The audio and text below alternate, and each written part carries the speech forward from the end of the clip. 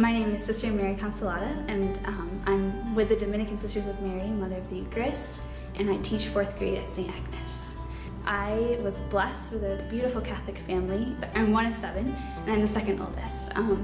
My family went to the schools in Ann Arbor, Michigan, and that's where our community is, but this was a while ago, so the school was very new, and there were a few sisters who were teaching at this the Dominican sisters who were teaching at the school, and I was probably about 6 years old, and I just 1st grade, and remember thinking, wow, when I grow up, I want to be a sister or a mom, and just having that kind of in my heart all growing up.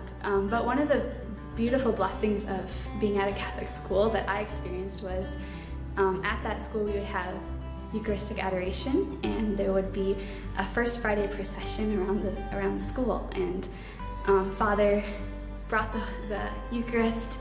I remember probably being in 2nd, 1st grade, sitting in a pew, and he brought the Eucharist around.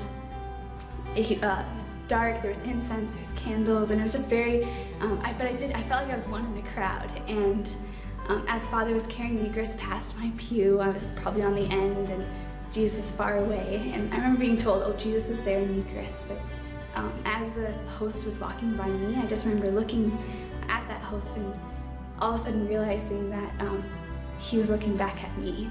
And so from that young age, knowing without a doubt that I was totally loved by someone and I didn't deserve their love, I didn't do anything for that love, I was just completely and totally loved. And having that experiencing that in my family as well was a total blessing, just growing up with lots of siblings, being raised by my parents to want to be virtuous, but also desiring holiness, and not perfect family, of course, but it was just that sense of being loved, and even when I made mistakes. And so in high school, nobody else was saying they wanted to be a sister, and I kind of put that away. I pretended that wasn't on my radar at all, and my dad was in the Army. We moved around a lot. We went from Michigan to different other places. We ended up in Florida, and our sisters were in Florida as well. And so I say they followed me, and in high school, just all throughout those years, I pretended that I didn't want to talk to the sisters, but there was a certain point where I knew I was lying to myself, and that joy that they had was, and the love that they had for me was something that I couldn't deny that I wanted.